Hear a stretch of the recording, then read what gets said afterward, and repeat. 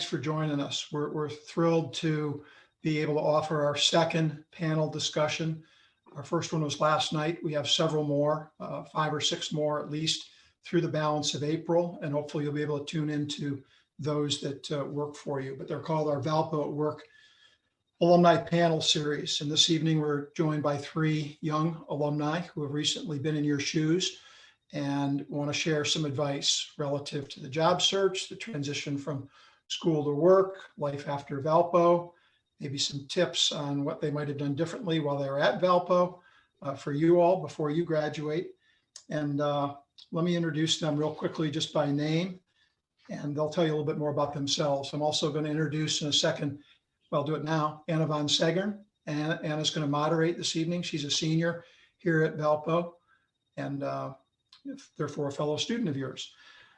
Patrick Donahue graduated in 2019. He's been a financial assistant at BCH Wealth Management over in Illinois since shortly after graduation.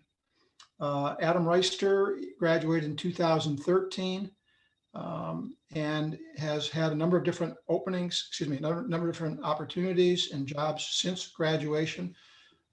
He's an account manager currently at Applied Systems. I'll tell you more about his path, as will Patrick and their respective employers. And Ashlyn graduated in 2018 with a major in communications, and she is in sales with Medline at the moment. And welcome to all 3 of you. We appreciate it. We appreciate you taking the time to join us. Participants, students, feel free to use the chat box to ask questions. We'll get to them throughout the program. You don't need to wait till the end. This program is also being recorded, so you'll be able to watch replay on the Career Center YouTube channel. Anna, why don't you go ahead and take it away. Again, thanks for being here, everyone. We appreciate it. And as I had touched on earlier, no topics are off limits, okay? Thanks, Tom. Thank you. So I guess my first question I would ask probably is, what advice would you give students who are about to begin their first full-time job? And also, how did you prepare for your job?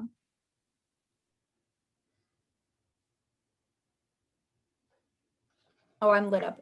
You want me to go first? Either way. Go. It lit up on Ladies me. And I was first. like, maybe it means, okay. So I would say 1, don't rush the first job opportunity you get offered. I know that the first job opportunity, well, it was the second. I took it because I was so scared I wasn't going to find another one, or I wasn't going to find the right one. I wanted to get into medical sales. I'm in medical sales. And so I finally got my first medical sales offer and I took it.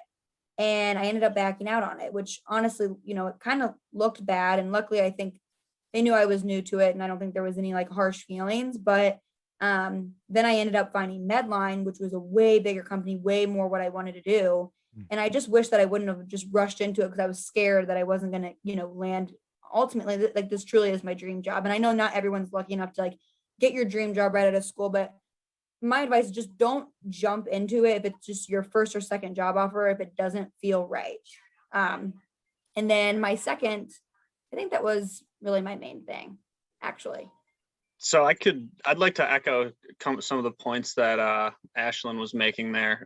When I actually interned for my company, BCH Wealth Management, in college, senior year.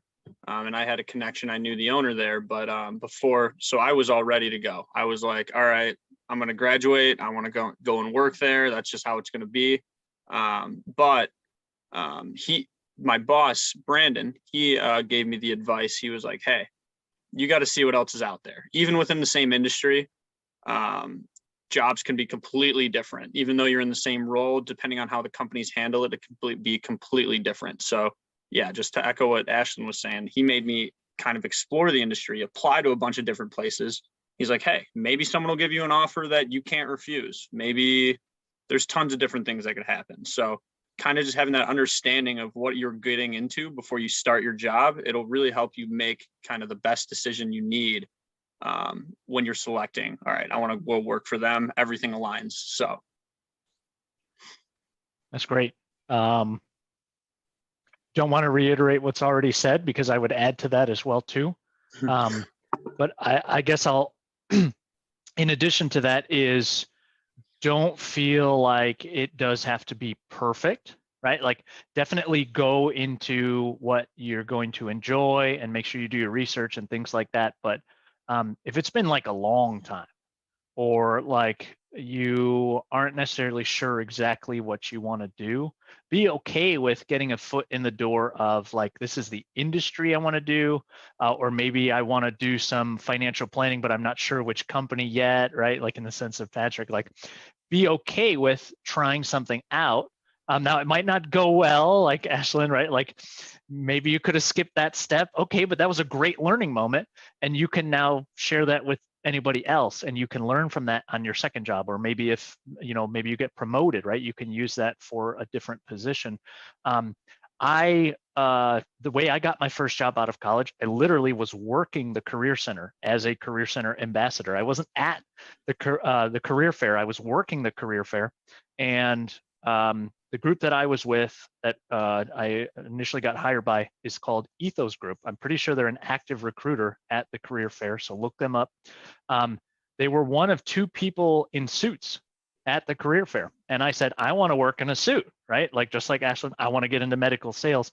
I knew I wanted to wear a suit. That was my business, just mojo coming out. And I targeted them and I helped them set up their booth. And I said, hey, can I help out, blah, blah, blah. And they said, you should probably go through some interviews. And I'm like, well, I'm just working like in my career center t-shirt. And sure enough, we went through some interview processes, and I was like, well, I'm not really 100%, maybe excited about doing that specific thing, but it aligns with like the company culture I was looking for. The pay was important because I knew I wanted to get married and have kids, so I had to be able to think about what that meant. Is there advancement opportunity, whatever it may be? And all the other boxes were checked, except, I didn't know if I wanted to get into Ethos Group. It was originally in the car dealership is where I started, and I was in management. That wasn't really on my radar before then, but I spent 5 years in that industry doing that, all thanks to taking that leap, and it worked out really, really well. Now I'm not doing that now. So don't feel like your first job has to be your last job. Now, if you love it, by all means, more power to you. So that's all that I would add to what's already been said. Okay, great. Kind of going off of that. So how do you figure out, I guess, what pay scale? So obviously they're going to ask you like how much you're looking for when you're interviewing for different positions. So what is the best way to kind of figure out what the pay scale is, or like what you should be being paid for that position, if that makes sense? I'll just go first. I'm sure mine's a little bit different than the other two. So I'm actually just a 1099, which what that means when you hear someone say that is that means I'm an independent contractor. So I'm not actually paid a salary to do what I do. Most of what I do, I collect fees or commissions. So we help manage people's money. So let's say you wanted to save for retirement and you had $100,000 and you had brought it over to us. We would charge maybe 1%, 1.2%, something like that. And from there, that's kind of what I get. So I never really went into the job having to negotiate a salary. I always went into a job like, okay, it was more of like for the lack of a better analogy, I guess, just kind of kill what you eat or eat what you kill, right? So I'd be in there like, if I wanted to sell life insurance policies, then there's a route to make money that way as well. But for me, it was just, going into a job where I knew that I was going to be secure. I do get paid a base salary just to start, which was something that was unlike other independent contracting positions that I was looking at in the financial advisory industry. So I felt with that security, I would be able to have my best start. Yeah, and it really depends on what field you're going into, right? You're graduating from Valpo, you're more than likely getting a 4-year degree. I mean, don't settle, but don't expect to be making, 6 figures right out of school. It's not going to happen. I'm in medical sales, so it's a very lucrative position. But when I started out, I'll be blunt, it was a 45K base. So I think that's still really great, money right out of school. So again, I mean, you have to kind of understand, like, don't settle for less. So don't expect, I probably wouldn't have expected more than 40K with my first job. But I mean, I quickly worked my way up, you know what I mean? Quickly work hard and make sure that you're getting what you deserve down the road. But I mean, keep in mind, you are getting a bachelor's degree, you are graduating from Valpo, which is a great private, institution. So again, don't settle, I guess, like, make sure you're looking at all your opportunities, but at the same time, don't expect again to get, a 6-figure job, so that's what I would say. Again, just adding to the conversation what's already been said, I'm sure, Ashlyn, being in sales, you probably have a similar structure to mine, right? Like, I have a base plus commission. Actually, Patrick, yours is probably similar considering you have a base, which is really cool. I confirm that. I looked into that industry and that is very uncommon. So great, good. To your point, Ashlyn, don't settle until you can find something like that because it's out there. In the industry, and again, I'm almost at a managerial level where it's hard to find good people that have their head on straight, and everybody might be looking for a job right now, but they want to get paid, $60,000, but their education and their experience is only, let's say, worth maybe 30 or half that, right? So know that you have value that you are bringing to the table, and you are worth the dollar that you are worth. So you can definitely expect that.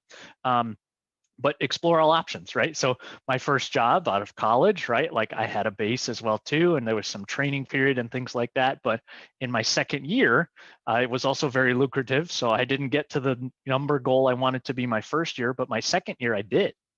And my third year, I was at 150% of what I wanted to be, right? So know that it might not be your first year, but if you know that there's growth opportunity, whether that be a promotion internally or to Patrick's point, like, you eat what you kill. Like, if you have that mentality to do more, even if you're not in sales, like, let's say you're in product management or you're in accounting or whatever it may be, right? Maybe you're in communications. There could be ways to either get promoted internally, or you can have an annual review, whatever it may be. Know that you don't want to settle, but you need to be realistic with your expectations, I think is fair. And feel free to ask questions about, what does the future look like? So the question was like, how do you figure out what your current base salary might be, or what's a fair number? I would add Glassdoor is an amazing resource, as well as obviously the Career Center. Glassdoor really helped me, and that helps you get some insight into anonymous feedback from folks that are in the industry or were previously. So check them out, but also use your Career Center resources and say, hey, I'm looking into this industry of medical sales. Do you guys know anybody? Do we have any alumni that I can connect with? Because I sure, Ashlyn's probably going to take your call in a heartbeat. Like, yeah, I'd love to talk to you about that. Let's get some coffee or virtual coffee and Zoom or something like that. So 2 great resources would be Glassdoor, and then obviously through the Career Center, use your alumni network. Also, just you two both spurned a thought in my head from that conversation is salary isn't necessarily everything for somebody. So what I mean when I say that, I mean that a corporation, a company that you go to work for, they can compensate you in multiple different ways. Meaning you're paid your salary, you get your check. But do they have health benefits? Do they have a life insurance policy that they will also insure you under? There are numerous other things that will add value that down the line you're going to need. And just because one company might have an $80,000 offer doesn't mean that that's actually giving you more value than like a $60,000 offer, if that makes any sense. So. And do the math on the times or the hours per week on that, right? Because it might be a bigger sticker value, like, oh, 80 is bigger than 60, but I'm working twice as many hours. That's not really worth it. That's really only worth 40 or 50, right? I was in the car business, retail sales. I was working probably 70 hours a week at some points. And that's why I got out of that industry, but it paid very, very, very well. But when you broke it down hourly, it was kind of just average. So that's a good point. Keep that in mind. That is a really great point. Honestly, I didn't even think about that. Okay, next question. So what do you wish that you would have done in college to prepare for your future after school or when starting your career? I'll go first on that one. Probably get in touch with someone like Patrick. And I'm not trying to do a soft pitch here, but like you are going to be making more money. Probably you're going to be making more money than you ever have before. You're going to have more responsibility than anything before. And you're going to need to be wise with that. The earlier on you can get wise with your money and figure out getting out of debt or structuring your financial goals, the sooner the better because of compound interest. And I'll let Patrick talk about that offline if you guys want to connect with him. But know that it's not just your first job and then maybe you buy a house or whatever your next steps are. Know that you need to be wise and responsible with that as well too. And the sooner you can lock that down, you might not have everything perfect, right? And it's going to change, right? When you get married and have kids and all that stuff. But the sooner you can have your mind wrapped around that and your goals and start working with someone, the better. Internships are really important. I had an internship, and I was still a student athlete at Valpo, but getting an internship every summer is huge because you're coming out of school. Truly, they're going to kind of look at it with no experience. But your internship's really all you have to go off of. Like your babysitting job, some of that, like to an extent, that's going to help you. But like an internship is really going to speak volumes. So getting one every single summer that you can is going to help tremendously. Like I was really fortunate to get my job right out of school they looked at it as no experience. They didn't even count my internships, but I think it helped. Well, my company's now made a new rule that no college graduates can work right out of school unless you have 2 to 3 years of work experience. Whether I agree with that or not, I guess that doesn't matter. But internships is really one of the ways that you can kind of help get around that, I think, a little bit. So really, that's my biggest advice. I'm really glad that I had 3 years, and I just would tell anybody, get as many internships. 3 obviously is the most that you can obviously get after each summer. But I would just really say to try and make sure that you're doing that. I'll just jump in and let you know that, again, reach out to the Career Center and maybe some of your professors too, because there's a lot of creative internships that they can help you with, where I had probably 2 or 3 going on at the same time during the school semester. If anybody's in the College of Business, Professor Wilder has some great connections through her sister. Professor Gingrich has a lot of connections as well too. I know there's new professors in the College of Business, but reach out to your professors, and they know people, and reach out to your Career Center because they know people as well too. And you might be able to do maybe some like communication stuff or marketing for this company Monday through Wednesday. And the other one you could do a little bit Thursday, Friday, or just work on a project that might only take you 2 weeks, right? So there's creative ways to get some internships. So that's a great point, Ashley. Yeah, so for me, I would just working towards everything that Adam was saying was just kind of like, you guys got to realize that nobody really has it all together, right? We come home from work sometimes, we're all still working towards something. We don't ever come home and we're like, oh, we made it. Like nobody has ever felt like that. Okay. So even when you have those tough days at work, it's just, you just got to rely on your experiences that you had in school, that you had on your internships, other challenges, obstacles that you guys have faced. That way, you just keep working towards, your goals, having those things in mind. That's incredibly important. And then secondly, I think is just kind of showing your employers, that you're interested in the industry. And what I mean by that is just like having experience even outside of an internship. For example, I work in financial services, right? So I could bring together a portfolio. I could show different examples of, okay, this is how I look at the market. Here's my opinions.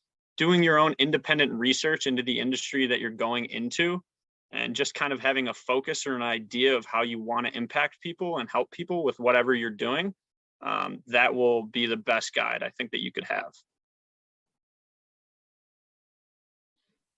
I love the realistic mentality that you've been talking about. I think that's really great.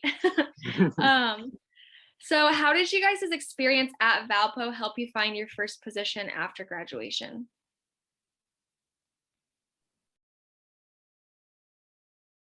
Yeah, I love Valpo. It's like my family. I like cannot say enough good about Valpo. And I think I also worked at the Career Center, and that helped me tremendously because so I was a student athlete, so I was on the softball team, but I was also involved in other things. So I was like the president of PRSSA, which is Public Relations Student Society of America.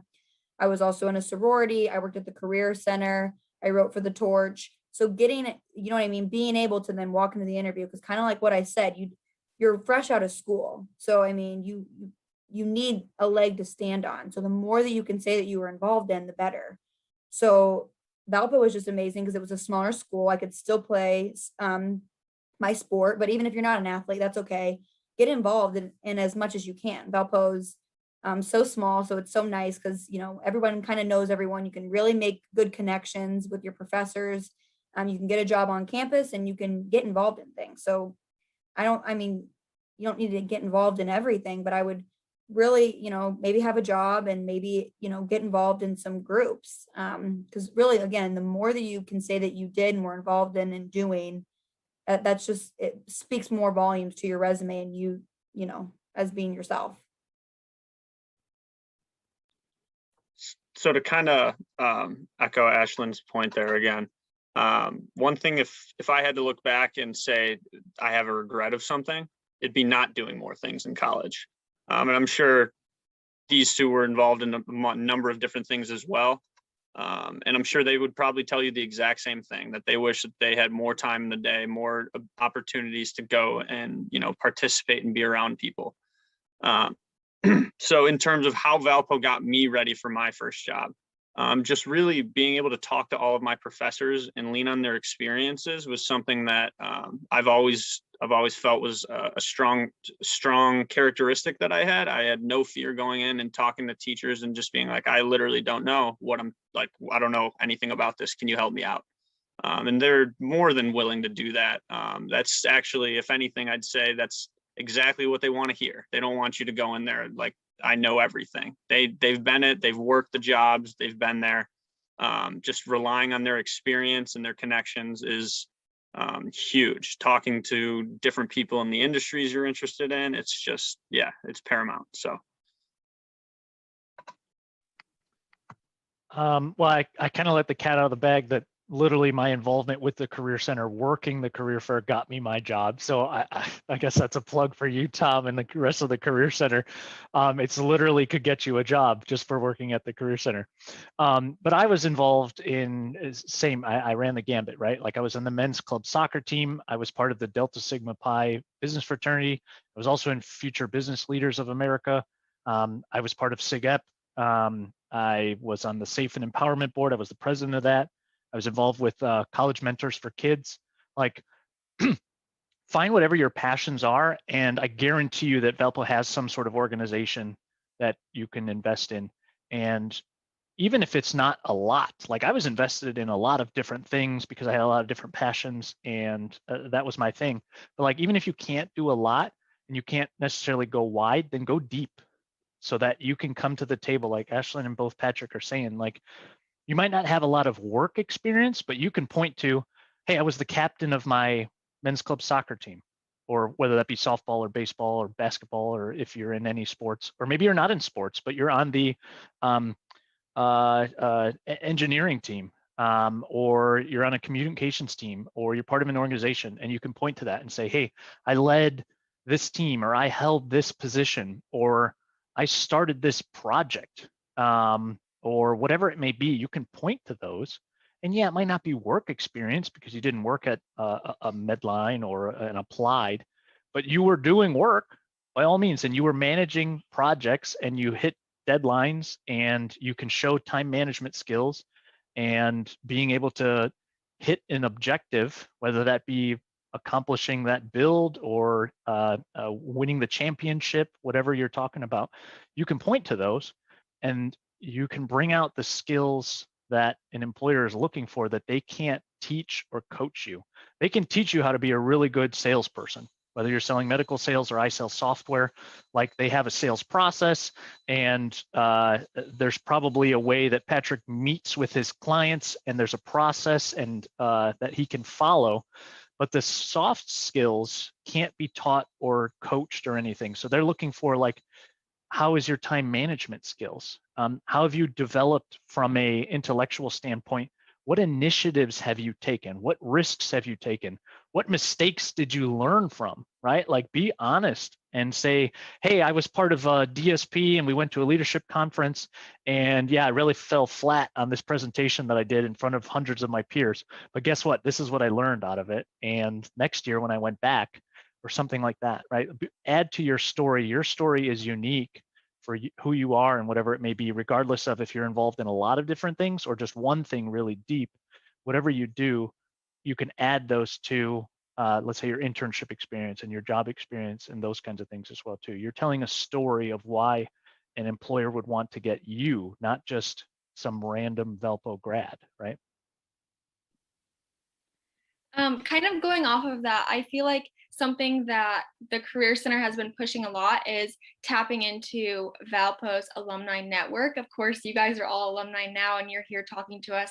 So I guess, was that something that you guys used when you were getting ready to graduate to kind of tap into and learn more about your positions?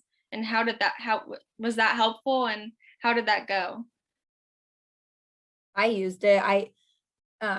Again, I wanted to get in medical skills. I knew it right off the bat. And I reached out to a couple of alumni who work for like AbbVie or Abbott, Cardinal. So some of these bigger names that you may or may not have heard of if you're interested in the medical industry.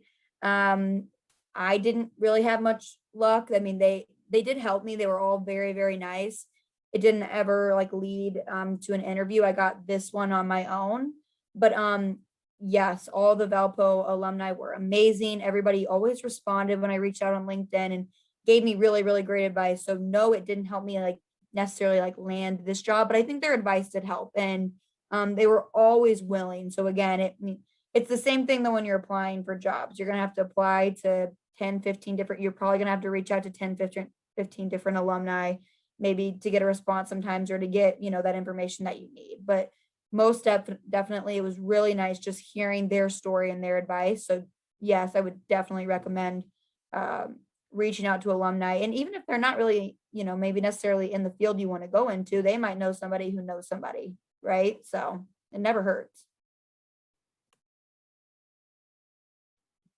So I would say when I was at Valpo, I actually had a speaker in one of my classes with John Steele, one of my finance classes, Professor Steele. He was the best. But he brought in two guys from Edward Jones, and one of them was actually a Valpo alumnus as well.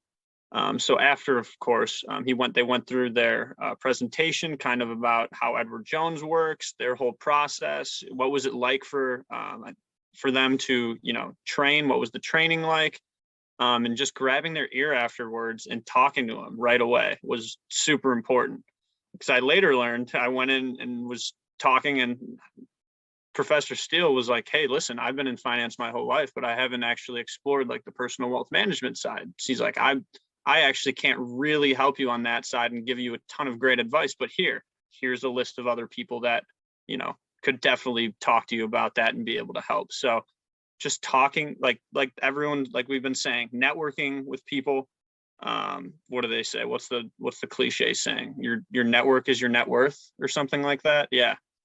So having a good network of people that you can talk to and trust and have open conversations with is probably the most important part. And finding those people, identifying those people in your jobs or even in the industries, like Ashlyn was saying. Hey, Professor Steele, what do you know about this industry? Nothing, but here's 5 people that do. Go talk to them. They're also Valpo alumnus. Perfect. Thank you so much. Then I talk to them. Always willing to help any one of the Valpo alumnus. They're always very helpful and will tell you just about anything you need to know. So to highlight some facts, Ashlyn mentioned LinkedIn. Like, if you don't have a LinkedIn by now, get one. Career Center will help you set one up, or reach out to one of us, or use your alumni network to help set up a LinkedIn. I even know some folks that work at LinkedIn if you really want to get into it. So use your alumni network. My network actually helped me get my current job at Applied. Ooh, you see the nice logo here. I was in the car business for 5 years and I couldn't take the hours anymore. My wife and I have just celebrated 6 years of marriage. We have 3 little kids and I couldn't do it. Work-life balance did not exist. And I needed a way to get out, but I didn't know what I didn't know, and I didn't know how to get out and anything. So I reached out through LinkedIn, and sure enough, someone that was at a Delta Sigma Pi leadership conference that I attended while in school up in Milwaukee. We went to a leadership conference together, and he was working at Applied at the time. And I said, hey, can we get some coffee? This was before COVID. And I said, can we get some coffee? And I just want to pick your brain on Applied as a company, but also your role. And we probably had a 90-minute conversation. And he said, hey, look, I mean, it sounds like you're interested. Do you want me to get you a foot in the door? In the meantime, I had applied online using the normal computer process of applying. And he said, well, I'll put your name in the hat to my management team, and they'll reach out to you within a week. Well, in a week, I scheduled a in-person interview with that direct management team, thanks to my connection through my network that got me the foot in the door. And I had a calendar of invite. I had a meeting actually scheduled with the management team directly in HR. And in the meantime, the computer application that I did gave me the generic, we are going a different direction and you don't actually need to go through this process because we're going to hire someone else. So I thought that was kind of weird. And here I am 2.5 years later, I still work at Applied, not thanks to the computer that literally told me, no, you can't work here, but thanks to my network that got me a foot in the door. And they said, oh, don't worry about that. We'll take care of that in HR. So I technically was told no.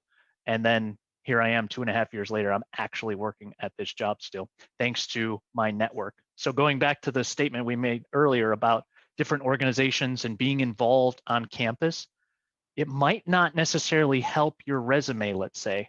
We talked about those sides of things, but it sure can get you a foot in the door, maybe down the road. Like maybe you don't have a work experience because of that internship or because of that organization or sports team or something you're involved in. But guess what? When you guys graduate, they might be able to get you into the foot in the door, or you don't know where that relationship might take you down the road as well too. And us 3, as the alumni, we're trying to help you and just pass the hand down and say, hey, we're ready to help you just like our peers helped us when we were in that position. So highly leverage your network as well. Absolutely. Just to kind of, I would just like to cement a point that Adam made there, just kind of from the other side. So this isn't from my personal experience, it's from my girlfriend's. She used to work at Yelp, and then she left when the COVID pandemic started happening. From there on, she was looking for a job. She got a good resume. She went to Brown University. Couldn't find a job, 8 months. But what she was doing, the way she was going about it, was basically just throwing in these blind applications to different jobs, right? Saying, just like Adam said when he sent in the his original application online to apply, then computer shot back oh, we're sorry, we're moving in a different direction message.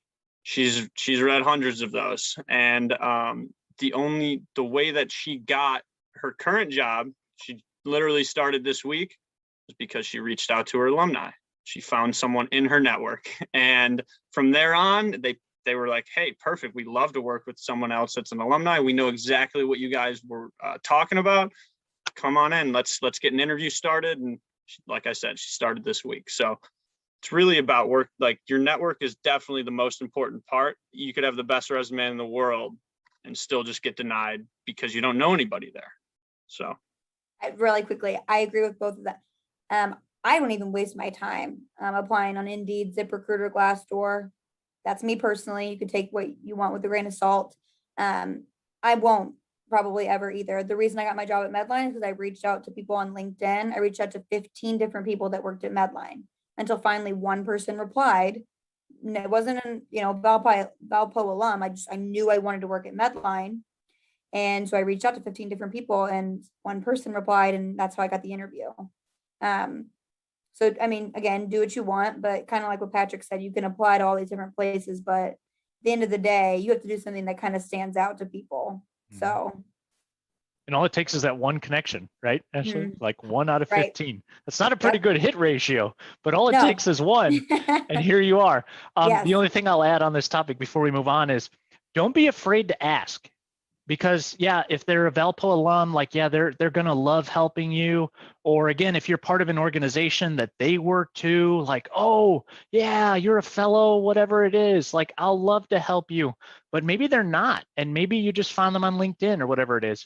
Most companies want to hire good people, and they will incentivize their employees to bring people on. So like if I recruit and I bring someone to applied and I say, hey, you guys should really talk to this person, Jane Smith or John Smith or whatever, and they get hired, I get a little kickback. I get a little bonus on that because I brought a good person to the company, and most good companies will encourage that for their current employees. So don't be afraid to ask. In the end, they'll probably get something more than just being nice and helping you. Don't be afraid to ask. Absolutely. I feel like personal connection is huge, especially right now since everything is over Zoom.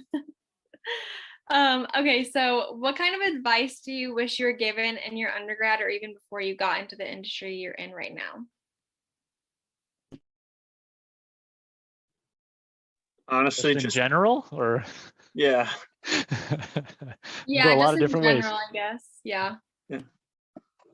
So I guess I would say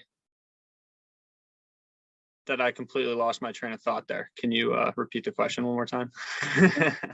What kind of advice do you wish you were given in your undergrad before you graduated? Before you got into the job that you're in now, or even your first position that you were in?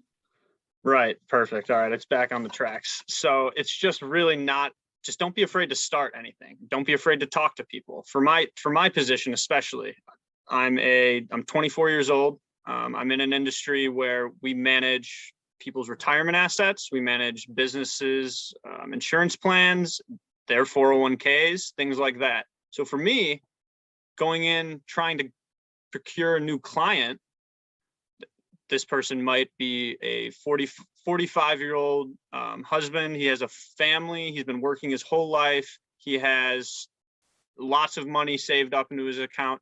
Why should he go with the 24-year-old guy fresh out of college, right? That's what you tell yourself. That's what you like to tell yourself. But what you don't know is that a lot of the experiences that you've had through Valpo and a lot of the things that you've learned on your internships and just through your network, you guys have the skills to help people. And you also know that, okay, if it's gone again. That's okay. It'll come back eventually. Cool. I can pick up, Patrick, and if you remember, you can just stop me. But Thanks. you have to be really hungry, and again, you have to not be and not that all places could maybe take advantage of you, but again, you're young, so you're not like a veteran rep or a veteran employee, and just making sure, again, kind of going back to like knowing your worth. But like if you're working hard and you're not getting something that you think that you should be just because of your age, but you're hitting all the numbers that everybody else is hitting, you need to speak up for yourself.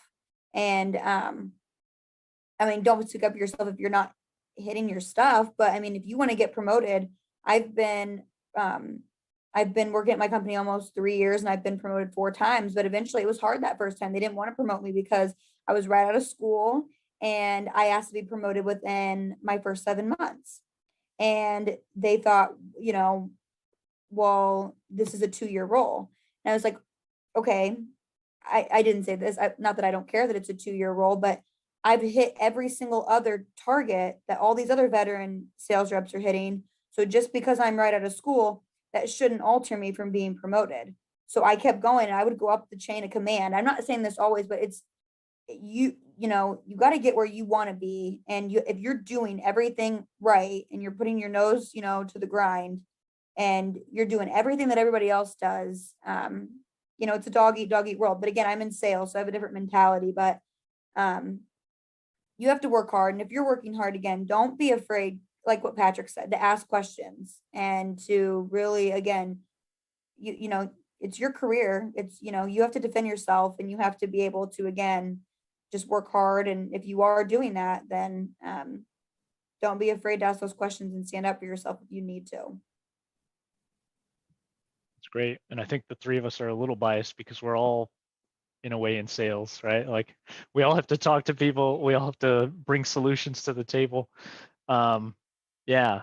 So I guess I'll take a different approach and stick to the general side of things. And if any of you want to reach out to me, I'm sure the Career Center has all of our contact information. Please reach out to us. Use your alumni network. This is me calling out and challenging you to actually do what we told you to do. And text us, call us, email us, whatever it may be. And happy to talk more on that. But in general, I would say, because I'm 30, right? I have a wife, 6 years, who I met at Valpo. So talk about using your network, right? Like, my goodness, my wife is my network. We have 3 wonderful children and we want to have more kids and things like that. In general advice coming out of college, figure out what your value is and your worth. You're worth more than just a dollar amount on a piece of paper. You have an amazing education, but you're more than just the piece of paper that the president is going to hand you. For me, it was President Heckler. Obviously, that's not the case anymore, but like you're more than just that piece of paper. Figure out where your heart is and you know, wrestle with like big picture stuff. Like, why are you here? What's your purpose, right? Like for me, that's Jesus. And for you, it might not be that, but like, what are your values as a person? Because I knew, because that's going to determine what you're going to do as a career, right? Like I was working in the car business for 5 years and I couldn't take the hours anymore because I knew, well, I was married at the time, but like I knew I wanted to start a family. And that was so important to me that I literally left my very well-paying job because I knew I needed to spend more time with my family. And guess what? I'm basically making the same amount of money now because I'm really good at what I do. And I'm probably working half the amount of hours. And I get to spend time with my family. So figure out what's your worth, what's your value, what do you really want to do in life, not just your career, and have a career be a piece of that. And I know this is obviously all about careers and things like that. So I'm not trying to take away from that, but know that you are much more than just what you do. And that's some general advice coming out of college, because it's always, everyone focuses on, well, I need a job because I have to pay the bills and, you know, I got to buy a house and I got to get a car and whatever it is. Like, why do you want that house, right? Like, do you want to have a family? Do you want to get married? Like, maybe you should buy a van. I don't know, right? Like, why do you want to rush into those things? You're going to have, this is going to be probably the biggest moment in your life that you're probably going to have the lowest amount of responsibility that you're going to have. Let's say if you want to get married or you want to have kids, or maybe you get promoted quite a few times and, you know, Ashlyn might have people working underneath her now, corporately wise. Patrick, you are literally, you have people's hard-earned money in your hands, right? You need to invest that wisely because what you do or don't do can affect their retirement, right? So these are big things. And if you don't know yourself or your family or your own values, how can you manage someone else's, whether it be in sales or project management or whatever you're doing? Make sure you know yourself as well too. All right, Kind so of- I think Oh, you're good. What were you sorry. gonna Nope, say? go ahead. Okay, you're fine. So what I was gonna say is, so tomorrow I actually have a meeting in the morning with my boss, and what we're gonna do is we have a weekly meeting every Thursday. So what we do during this meeting, it's not, sure, we talk about markets and we talk about, you know, different individual companies or who's performing well, et cetera. But the main point of it, the first thing that he asks us, he's like, hey, how are your personal goals going? So beginning of the year, we had to make our own personal goals, and he wants us to stick with them, because just like Adam's been saying, That's great. how can you expect yourself to do the best job that you can wherever you're working if you yourself, you're not happy? Your personal development, you've kind of, all you're doing now is, I'm just working. All I do is I wake up, go to work, come back, eat dinner, and go to bed. That you need to develop yourself and have other interests and different hobbies that you'd like to be interested in and keep doing. And then secondly, kind of to touch on what I was saying originally with the example of talking to somebody much older about their retirement account. Sure, it seems really daunting, right? I'm sitting there like, I'm 24, they're 45. What do I think I know over them, right? They've been here forever. They've had a retirement plan longer than I've almost been alive. But what you don't realize, like I said, we have these skills, but that same person, they want to see that hunger, right? They want you to be like, okay, yeah, I can do this. Show confidence in what you're doing, even if you have to fake it, right? Fake it till you make it. That's another saying that I've heard a lot of different times. It's just like, hey, I'm know what you want to be and do the things that somebody in that position would do, I guess, if that makes any sense. No, Take absolutely. it till you make it. That's good advice. And it's a lot Yeah. easier to do that if It you have a is. network, right, Patrick? Hang out with people that you want to become, right? Like, Exactly. It's exactly right. Kind of going off what Adam was talking about like bills and things like that, real world things that you don't really learn in college per se. What was the biggest transitional challenge that you faced when transitioning from college to a full-time job? A good one. I didn't put money in my 401k the first year, and how stupid. I mean, just dumb, because my company matches like 8%, which is incredible. So, hey, are you hiring by chance?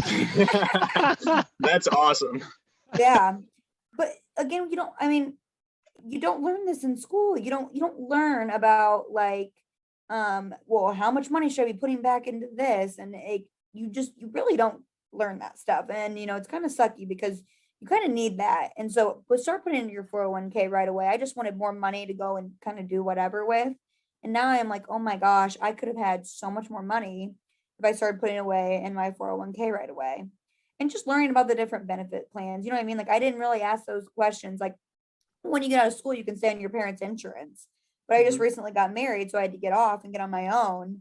And for those first few months, I didn't really ask all those questions about like different packages that they have for your dental and your medical. So and again, it goes all the way back to just don't be afraid to call your HR and to really ask those questions, because you don't know what you don't know. There's not like a plan when we're in school that tells you exactly, what tier do I register for my, for my health insurance and all these different things. So ask them, be the annoying person who asks, 20 different questions until you figure it out.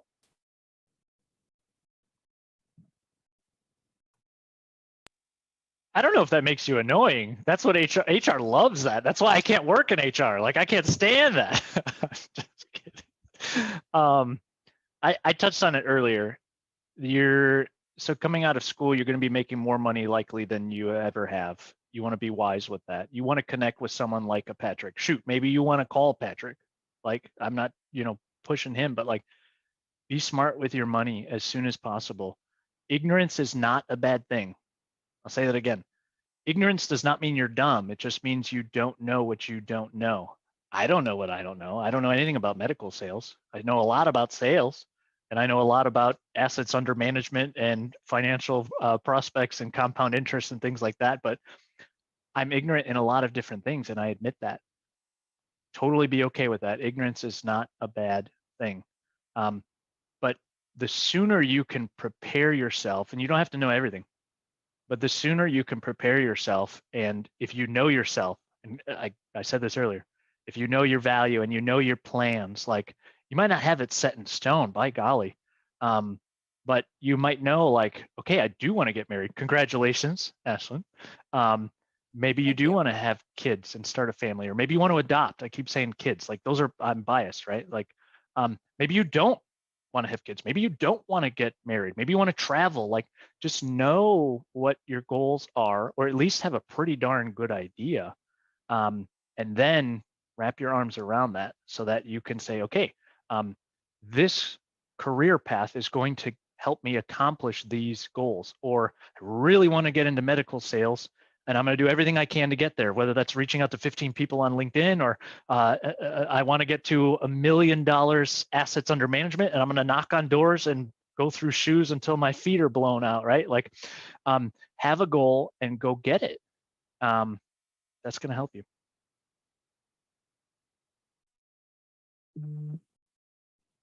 Yeah, so there's not much to add to that really, but like you said, have a goal and go for it. And also, just to kind of build on the know yourself, right? If you need help with something, there's somebody out there that's going to be able to help you, right? So if you're for me, even just when I went through and I was trying to decide, okay, what should I do after college? How should I figure out what my job should be? I was like, okay, well, I'm good at numbers. I don't necessarily love them, but I'm good at numbers. But I like talking to people too. And then from there, I was kind of like, okay, where could I go from here? And then I kind of used my interests to find that intersection. And I was like, okay, listen, I can help people with their investments, because there's a lot of different things in the financial industry people don't understand, whether it's insurance, investments, 401ks, etc. So just knowing yourself and knowing, hey, I don't really understand that.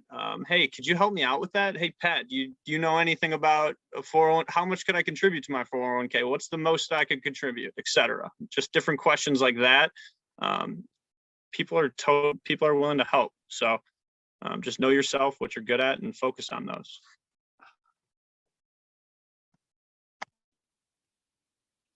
Awesome. It looks like we have about 5 minutes left. So do you guys have any final advice or last words of wisdom that you want to give everybody?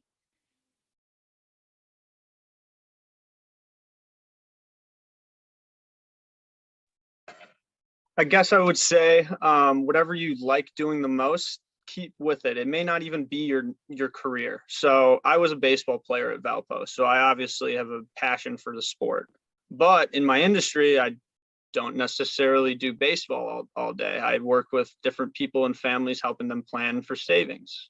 But I know it's an interest of mine. And so from there, I was like, I can get into coaching. So just because you have one job, one career, that doesn't have to be where you stop. Go out, find something else that you're interested, that you're passionate about, a cause, and go help out with it. I get paid for my job just coaching, and I can tell you it's a great boost, but I don't even think about it. I wouldn't even do it for the money, right? So just having those things that you like to do, and don't forget them. Stick true to your roots and continue doing what you enjoy, even though it may not be your 9 to 5. I think to an extent, it does matter if you're good at something or not. Like, I had a friend who she really wanted to get into sales only because of the money. She's not a salesperson. Like, love her to death, but she's not. She doesn't have it in her. She can't sell you something. Like, she feels bad. She can't push you. She's not a pusher. I mean, to an extent, it's not all about the money, but same with, like, baseball, softball. I mean, you're not going to play if you're sitting on the bench. I mean, probably not. You'd like to think no. So, I mean, to an extent, you're not going to have fun in your job if you're not that good at it either. So make sure too, like I use the sales example, but if you're not, if you don't really like to push people, and, you love, like, pushing back on them until they agree with what you're selling, then maybe sales isn't for you. And again, it's not all about the money. Like, my sister wants to be a teacher, but she's so worried about the money, but she loves teaching. I mean, so, do what you love, do what you're good at, and the money, it will come. It kind of, I think Patrick and Adam have both mentioned this, that money isn't everything, but it will come. And also kind of have a plan at the same time. Like, I'm now a manager. I have 6 reps that work under me, and I've only been out of school not even 3 years. So again, go after what you want, and you don't need years and years of experience to get to the next level. If again, you're speaking up and you're asking for what you deserve. Obviously, you have to hit your metrics, and you have to do what you're supposed to do, but you know what I mean? Your voice matters. So speak up again, like I've been saying this whole time, if you are doing what you're doing to get to where you want to be. Nobody's going to hire you or promote you if they don't know that you want it, one, and two, if you're obviously not doing a very good job. So Man, that's some good stuff. And here you thought we were just going to talk about career stuff, right? This is deep stuff, right? Like some of you probably haven't even thought about this kind of stuff before. Some of you might be like a freshman and you're like, dude, I'm not graduating for like 3-4 years more and I'm doing law after that. Like, okay, that's cool. What I would encourage for those of you that aren't necessarily on the like brink of graduation, that are still in school and you're being proactive and taking initiative because you're watching this, or maybe they're recording, which is awesome. Keep going on that. But enjoy the time you have in school as much as possible. Now, I'm not saying go party every day and just fail out. Like you obviously need to do your job and learn, but enjoy it as much as possible, because the real world isn't scary or anything like that, but it's very different. And there's never going to be another time to, let's say, study abroad. I was in Germany for an entire, actually 6 months, because I did an internship in Germany thanks to a professor connection. The following summer, I was in Hong Kong on the other side of the world for an internship thanks to a professor. Enjoy your time while you're in school, because there will never be another time. I have a wife and 3 kids. You think I could study abroad for 6 months anytime in my near future? Never again will I have another opportunity to do something like that. There's a reason why you're at Valpo. There's a reason why you're in school. Take advantage of it as much as possible. And that doesn't mean just go party and things like that. Like there's a time and a place for that, to enjoy those kinds of activities. But make the most of what you have while you're in school. Now, if you are at the brink of graduation and you're like, oh, I got to get a job, like, yes, you should probably get something to provide some income. But there's a plethora of opportunity out there, and most of which you're just ignorant on. You just don't know what you don't know. And be open to opportunities, unless you have a set goal of like, look, I really want to get into medical sales. That's awesome. You can work for Medline, you can work for Stryker, you can work for A, B, C, D, E, F, and G, right? Like there are a plethora of opportunities. Go to your career center, go to your network of alumni, your LinkedIn network, people you know on Facebook, whoever it is, and know that there is opportunity out there and you can get it. One last thing I'd just like to leave everyone on. It's something. It's like a matrice that one of my bosses showed me one time. So the matrix goes like this, okay? And if you're unsure of your career, you don't know what you're gonna do yet, you still have no idea. This is something that helped me out, okay? So the way that it works, you got a box, okay? The very top, this column, the left column is what you like, okay? The right column is what you don't like, okay? On the left side, we have what you're good at and what you're not good at, okay? So you could like something and still not be good at it, right? That's okay.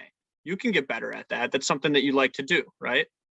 The opposite side, there's something that you're good at, you may not like to do very much. It's okay to be in that box as well.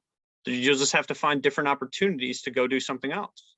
The only box that you need to stay away from is the things that you don't like and that you aren't good at.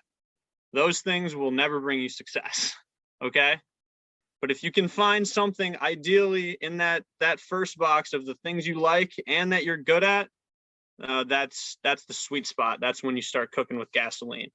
But the other two, those can just, you can make this your side hustle and the other two are your day jobs. It doesn't have to be an absolute one way or the other. It doesn't have to be perfect that way. But as long as as long as we're working towards something like we've been talking about all night, that's really what's important. That's great. It's great to end on. I'd like No, I to think thank the that's- three of you on behalf of the Career Center and the university in general. And Anna, you too, of course, for moderating this. I thought it was really helpful and insightful. We appreciate you taking the time from your busy schedules